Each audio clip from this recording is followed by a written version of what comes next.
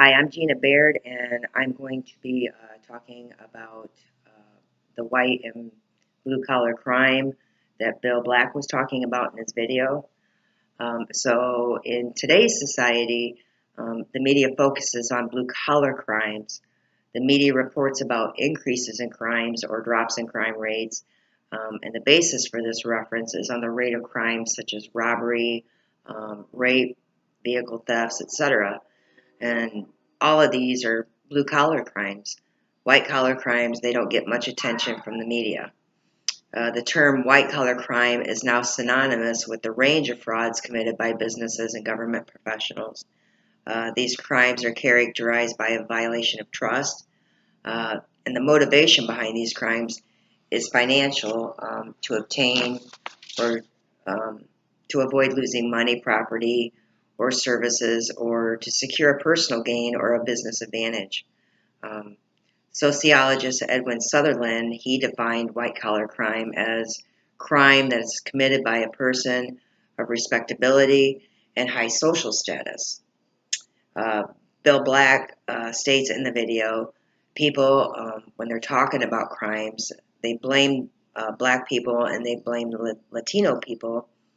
White collar crimes are usually not included in this equation.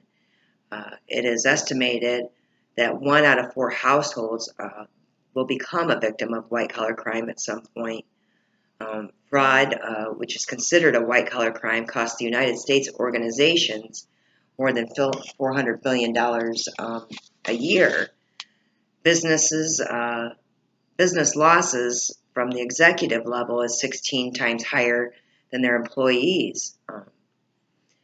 Many times people who are committing these crimes feel justified for their actions.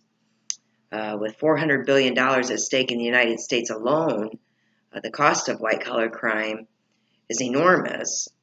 Although it tends to occur in 4- and 5-figure amounts at the local level, these crimes add up over time because they're so often overlooked. Many people can get away with these crimes for years because there is a certain trust that is placed with an employee, their reputation, social status, and their experience. Controls become lax, and there ends up being no accountability or oversight. So when that happens, it becomes very easy to steal a little bit month after month until it adds up to a massive amount. Even though these crimes are prosecuted, jail time is not usually handed out. Probation and restitution, those are the most likely outcome. Some white-collar crimes cause harm to consumers for their own financial gain. Volkswagen is a good example of that. And Bill Black talked about that in his talk. Volkswagen knew there was a problem with diesel emissions. Volkswagen paid over $4.3 billion in fines and penalties. Two executives, they went to jail, and the CEO, Martin Winterkorn, was charged with wire fraud and conspiring to violate the Clean Air Act. White-collar crimes affect millions of people a day. Some of these crimes are hazardous to consumers. Consumers put their trust in these corporations only to be let down when the executives are only stealing from the corporation for their own gain. The problem with these crimes is that so many of the individuals that are committing these crimes will serve no prison time. And if they do, it can be more like a hotel room and not a prison cell.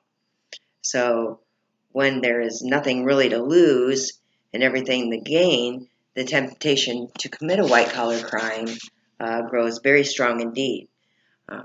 Bill Black gave some examples that were very disturbing about companies knowing, for example, like the faulty airbags that were being produced. These airbags, they caused a lot of accidents when the airbag ejected without any reason, and it even killed many people.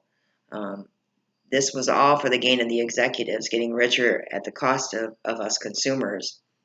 And as Bill Black said, sometimes, they don't intend to harm or maim people. but they're willing to do it for the profits or the gain. White-collar crimes affect more people by far, more than blue-collar crimes do. White-collar crimes are on the rise, and it makes it hard for anyone to trust a financial advisor these days. So white-collar crimes should be factored into any data that is collected on crime. Otherwise, we will continue to foster negative attitudes towards the people of different ethnicities. So pretty much is my reaction. I think that we definitely need to factor in the white-collar crimes. Something needs to be done. So there you have it. Thank you very much.